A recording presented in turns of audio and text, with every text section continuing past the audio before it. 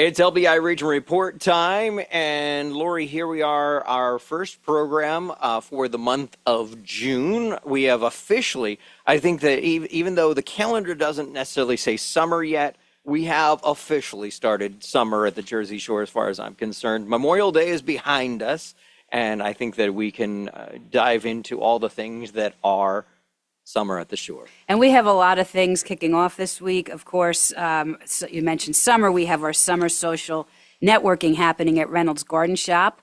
They're located on 201 East Bay Avenue in Manahawkin.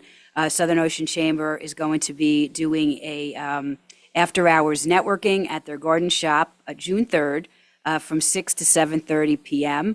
It's going to be a wonderful evening to network, to really explore the beauty of the Reynolds family owned and operated businesses. We're going to be getting some guided garden shop and market tours. We're going to learn about the Reynolds Village of Shops, their family foundation, as well as upcoming promotions. There's going to be some light refreshments and, of course, networking opportunities. If you'd like to RSVP, you can contact our office at 609-494-7211. We're looking forward to a great evening this week. Also coming up this week, I don't want to forget about the Lighthouse International Film Festival. This is something that we've been sponsoring since its inception. This is the 17th year, and of course it's happening June 4th through the 8th. The sea, the stars, the stories. Of course, you can go right to their website, lighthouseff.com, and you can take really if you want passes, if you want individual films, if you want to go to some of the after parties. There's going to be a lot happening. Go to their website and make your plans for the weekend because it's going to be extraordinary, as it usually is. So we're really excited about that. We talk about tourism. We talk about, of course, the high impact that 2024 results did for our area.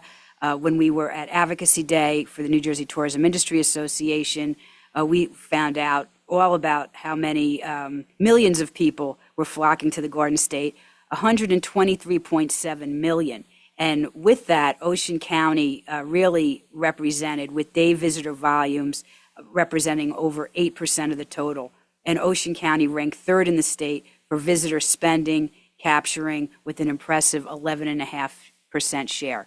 So tourism comes in a lot of shapes and sizes at the Jersey Shore. And a very, very important thing is the history and art and culture.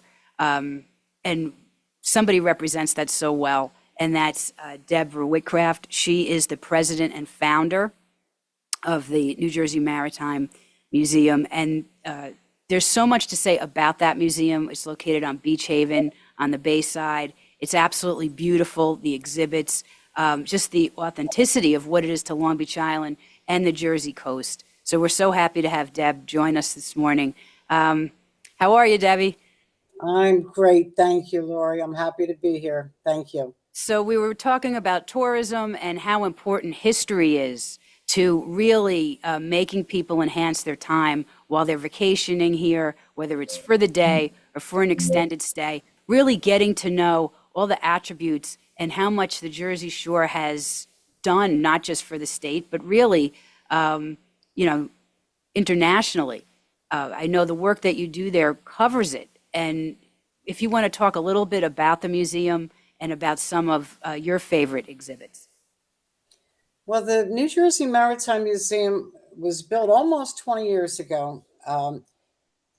And it is a very specialized, unique museum that can't be compared to any other because it is devoted solely to New Jersey maritime history, which of course includes over 4,800 documented shipwrecks off our 127 miles of coastline, coastal storms, coastal communities within that 127 miles. New Jersey truly is the graveyard of the Atlantic with regard to shipwrecks, and we're very fortunate in that the diving community is so supportive in giving to us artifacts that are recovered from these historic shipwrecks so that we can share them with the non-diving public. Now, I know that you had said that there has been really a lot of new information and a lot of, findings that are coming from the diving community that are really quite iconic for New Jersey. Is there something that comes to mind particularly? Well, we just created a new exhibit for the Francis shipwreck. The Francis was a 240-foot sailing vessel that wrecked off the southern end of Long Beach Island. It's quite historic because it carried a cargo of fine liquor No. that was valued in 1897 at $250,000. So you can imagine what that would equate to today in today's market. But it is said that the residents of Long Beach Island and those of Brigantine, Atlantic City, and several seashore communities were intoxicated for quite a long period of time because they collected all these barrels of booze and hoarded them into their backyards, hid them in the sand dunes. But I'm thrilled to say that a group of divers, one of whom is a volunteer at the museum, he's a retired FBI agent, actually was able to identify the this wreck as the Francis, based on not just its cargo of very well and expensive booze, but it had a secondary cargo of old-fashioned vintage um, soda fountains that Wow. we once had in our drugstores here, including Kapler's Pharmacy. So the men who found this, Nick Yanis and his crew aboard the Mac, the fact that they did so much research and were able to unequivocally identify this as the Francis was just huge. And we've just set up an exhibit of many of the artifacts that they have located, including one of these beautiful brass fountains. So That it was quite a find. And they continue to identify and locate shipwrecks that have long been forgotten in the history of New Jersey, New Jersey's maritime past. So I believe, what you're talking about is really a passion for, what came before us. How did all of these ships and, different transactions shape the Jersey Shore? What was it that helped you decide that you wanted to open the museum dedicated to this? Well, I learned how to dive when I was 16. I'm now 70. And the men and women with whom I explored these shipwrecks, um, predominantly men at the time, back in 1971 when I started and became certified, they were more interested in diving these wrecks so that they could go spearfishing, go for lobsters.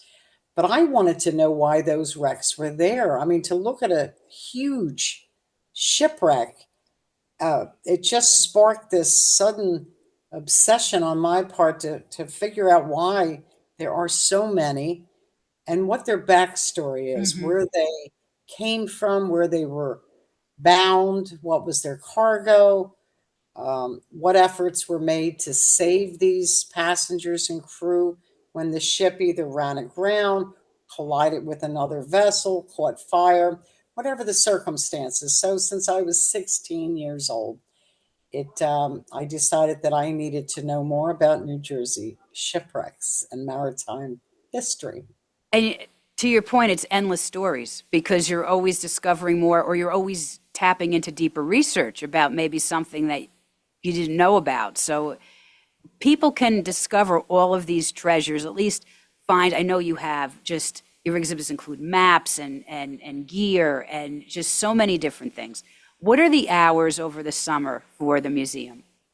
During the summer months and from now through August, we're open every day, 10 in the morning till 4 in the afternoon. During the winter months, we're open Friday, Saturday, and Sundays, the same hours, 10 to 4. But we host private groups on days outside of our regular business hours. We had a bus tour group come in yesterday through Neff Tours, and they were wonderful. These were people from Pennsylvania Wonderful. who have very little history and connection to the New Jersey coast, and they were wonderful. They loved the exhibits and the wealth of information here about these shipwrecks and coastal storms and all these coastal communities. So we are open all year round and always available beyond our regular business hours for anyone who comes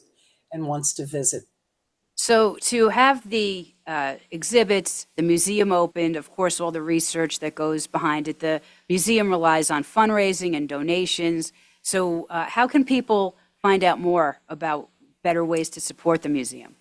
Well, we have a fundraiser. I'm thrilled to say that Bird and Betty's, the staff management at Bird and Betty's, I specifically work with Melanie Magaziner. They've been wonderful. Wonderful. They host the first Saturday of every year our annual fundraiser that draws over 300 people, and we just had our third year there, and it's such a success. Not just because of our membership and supporters, but it's a wonderful venue, and other businesses like Tom Hughes at the Seashell, my brother Okie at Okie's Butcher Shop, Lou at Crust and Crumb, all these business enterprises donate a lot of food. Buckaloo's gives us almost 300 pounds of shrimp for these events. So, I mean, it's a concerted effort on the part of the business community to support this annual fundraiser, which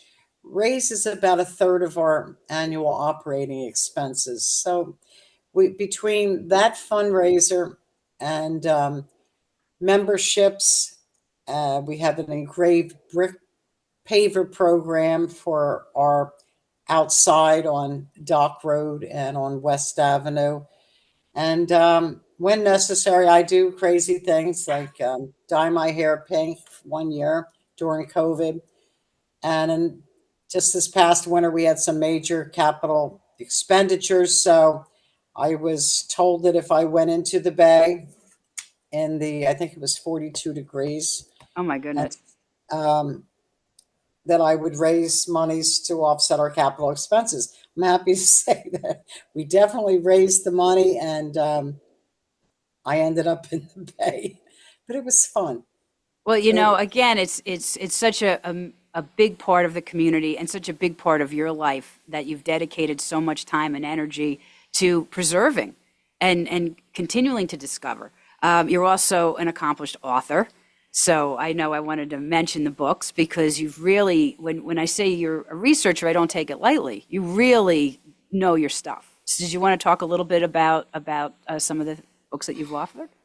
Well, Gretchen Coyle and I have written a book, our favorite. We've written 3 books. One was on Tucker's Island, my favorite, The Morro Castle. Gretchen and I have been to Cuba 8 times. In fact, our last trip, we just returned this past Sunday because this ship sailed for 3.5 years between New York City and Havana, Cuba in the 30s. And of course, this was during the Depression, and it was $65 Wow. round trip for a 7-day cruise to Havana, Cuba.